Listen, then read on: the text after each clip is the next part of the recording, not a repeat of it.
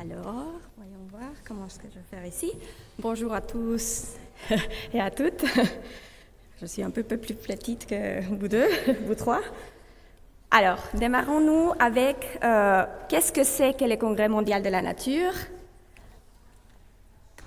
Alors, organiser chaque 4 ans, tous les 4 ans, le Congrès de l'UICN est le plus grand événement de conservation de la nature au monde. Du point de vue de la gouvernance, le Congrès mondial de la nature est aussi l'organe de décision de l'UICN le plus important. Toutefois, le Congrès est beaucoup plus que cela.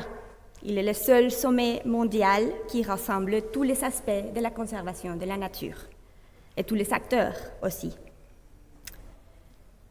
Par la nature même de l'UICN et la gouvernance même de l'UICN, et le fait que, contrairement à d'autres organisations et ce qui pourrait se passer ailleurs, les décisions que nous prenons à l'UICN, la position officielle de l'organisation, l'élection des postes essentiels pour le fonctionnement de l'organisation, par exemple le président et les conseillers ou le président de commission, et aussi l'adoption du programme de travail de l'UICN se font de manière démocratique lors du Congrès mondial de la nature.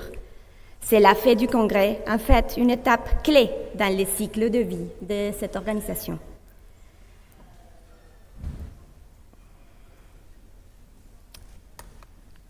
Alors, quelques photos des rassemblements des congrès. On est, comme Marc l'a dit, comme l'a dit Bernard au début, on est très content et que la France va accueillir les congrès mondial de la nature en 2020 au Parc Chanot à Marseille.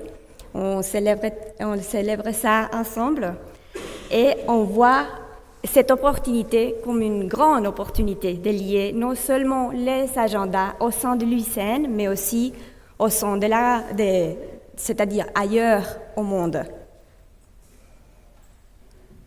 Mais qui participe au congrès? Là, on voit les congrès, comment ils rassemblent les leaders, les décideurs, issus des gouvernements, de la société civile, des ONG et des organisations de peuples autochtones, des entreprises, des universités, et des secteurs publics, des secteurs privés, enfin, tous ceux qui sont intéressés à la conservation ou pas. Mais c'est aussi un moment des rassemblements des différents acteurs et un moment de décision aussi.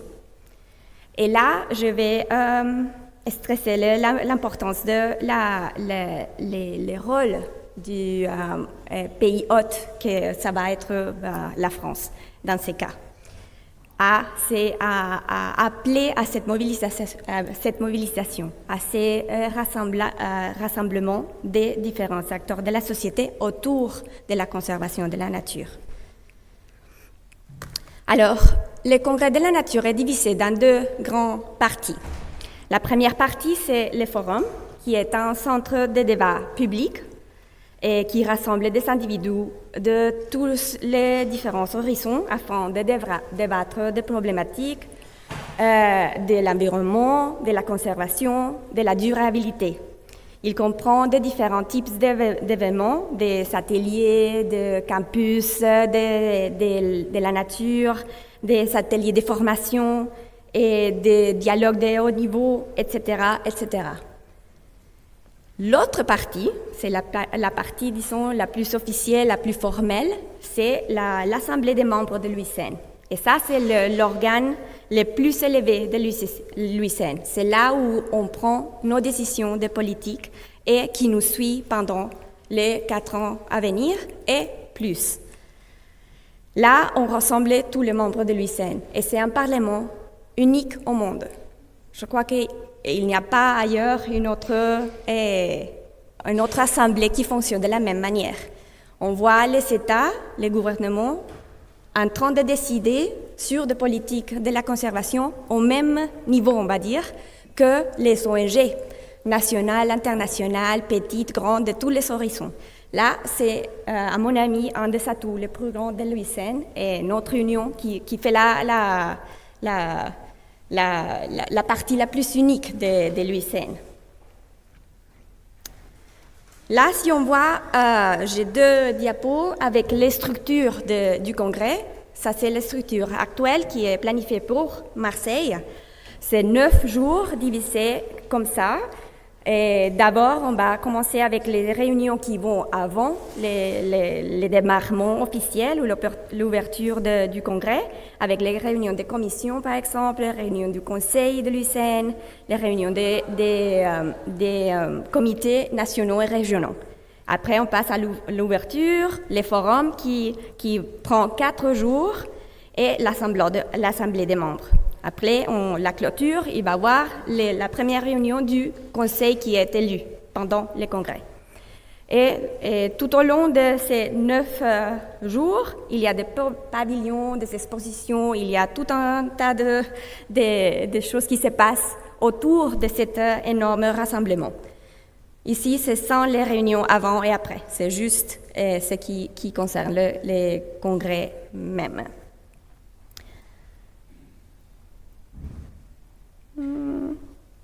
Voilà. Comme je l'ai dit, les forums rassemblent les publics autour des ateliers, des cafés des connaissances, des campus de la conservation, des posters, etc.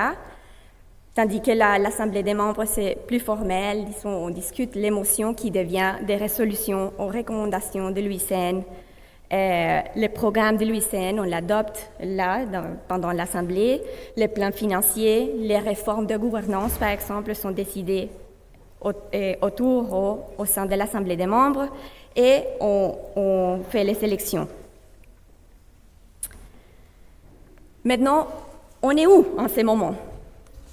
Alors, le Conseil de l'UICN a commencé à considérer, déjà dans les deux conseils précédents, tous les commentaires reçus du processus d'émotion de 2016.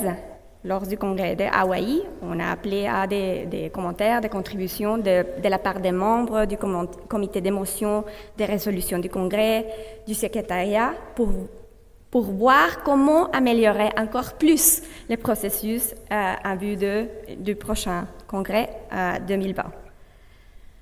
Il y a aussi la possibilité, on a déjà commencé à discuter la possibilité de commencer le processus avant et donner plus de temps pour les différentes étapes du congrès. C'est-à-dire qu'on pourrait même envisager les commencements des soumissions des motions en mai 2019, ce qui me fait peur déjà, parce qu'on vient de passer à Hawaï, on va déjà démarrer de nouveau le processus, et jusqu'à fin août 2019. Néanmoins, il y a des choses qui ne vont pas changer, c'est-à-dire il y a des étapes clés dans le processus qui ne vont pas changer et qui vont être maintenues pour cet congrès. Et ce sont par exemple la soumission des motions par les membres de l'UICN, l'examen de ces motions par les groupes de travail, décisions lesquelles vont passer, disons, à la prochaine étape. Les débats électroniques, ça va se maintenir, les votes électroniques, les débats et les votes sur place pendant l'Assemblée des membres d'un certain nombre d'émotions. Ça va se maintenir. C'est juste des questions, des petits ajustements.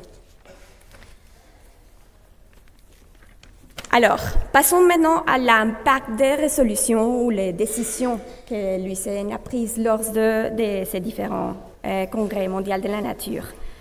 Depuis sa fondation en 1948, les membres ont adopté plus de 1300 résolutions et recommandations qui se sont révélées être les moyens les plus efficaces qu'il y a à l'Union pour influer sur la politique de la conservation au niveau national, régional, international.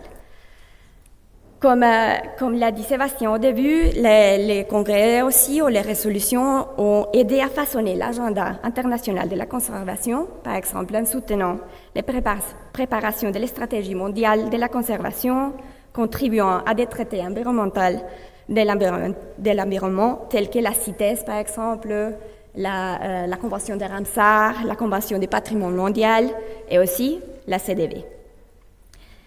À travers nos résolutions, on a aussi soutenu le peuple autochtone, les questions de parité, la reconnaissance de la conservation comme un élément à part entière des droits de l'homme.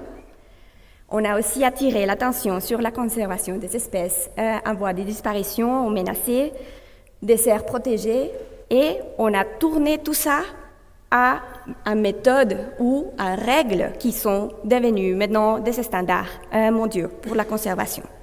La liste rouge, les catégories des aires protégées de l'UICN, tout ça vient des décisions de l'UICN au sein de ces assemblées. Quelques exemples, je ne vais pas aller en détail, mais juste pour mentionner, par exemple, 1978, ce qui était là l'Union soviétique à ce moment, on a pris une décision sur ce qui est devenu la stratégie mondiale de la conservation. Et pourquoi l'importance de ces documents? Parce que c'est la première fois qu'on utilise l'expression développement durable. Et ça a évolué à fur et à mesure pendant les années, est devenu maintenant quelque chose qu'on utilise couramment. Il y a aussi, par exemple, l'appel à Costa Rica à la préparation des stratégies nationales de la conservation.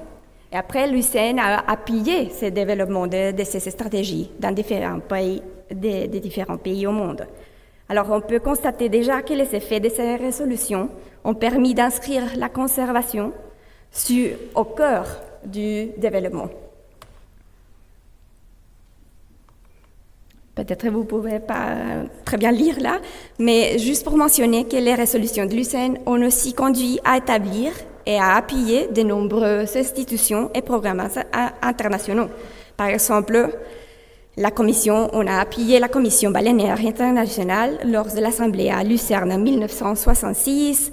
On a appuyé l'établissement du secrétariat des jardins botaniques pour la conservation, la participation active à l'évaluation d'écosystèmes en début de millénaire, les renforcements de la Convention internationale sur l'environnement et le développement lors du congrès à Barcelone en 2008, et la création, par exemple, d'un institut juridique mondial pour l'environnement lors du congrès passé à Hawaï.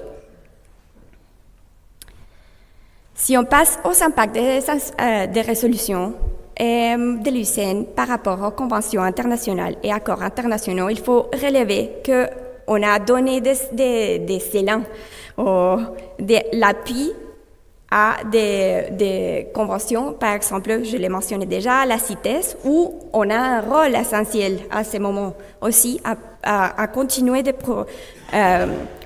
donner de l'expertise à travers de notre commission de sauvegarde des espèces. Aussi la Convention du patrimoine mondial ou la Convention Ramsar que l'UICN a aidé à rédiger. Mais pour aujourd'hui, je crois que c'est important de relever l'importance de l'UICN à appuyer, à soutenir la création même de la Convention sur la diversité biologique. Lors de notre réunion des membres ou l'Assemblée des membres en 1981. Là, les principaux concepts de ce qui est devenu la CDV ont été annoncés. L'analyse des questions techniques, juridiques, économiques et financières relatives à la conservation, l'accessibilité et l'utilisation des ressources génétiques. Là, on s'est concentré sur les ressources génétiques dans le but de fournir les bases d'un accord international et des règles d'application. On a commencé avec ça, en donnant un appui à ce qui est devenu la CDV après. Et plusieurs autres résolutions de l'Union ont renforcé cet appui à cette nouvelle convention.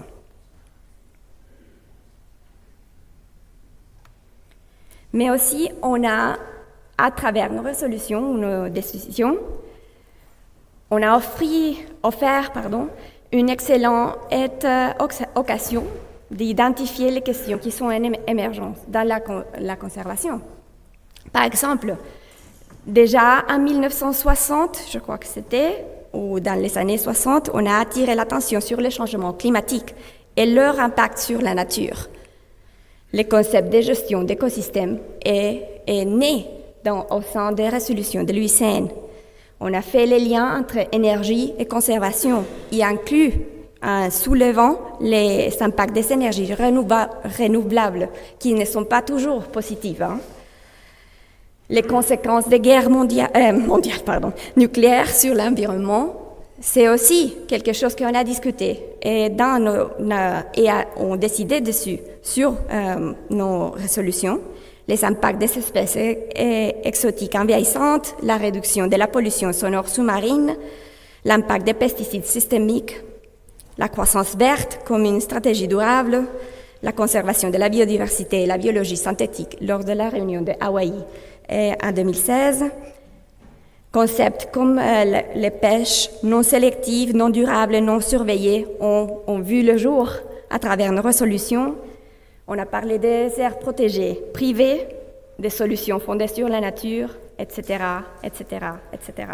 Alors, il y a beaucoup de choses qui se sont passées autour de nos résolutions, nos décisions politiques, et je vous invite aussi à consulter ces documents qui fait ce bilan de comment est-ce que nos résolutions ont influencé, ont un impact sur la conservation de la nature au-delà des moments où on prend ces décisions. Et avec ça, je vous remercie.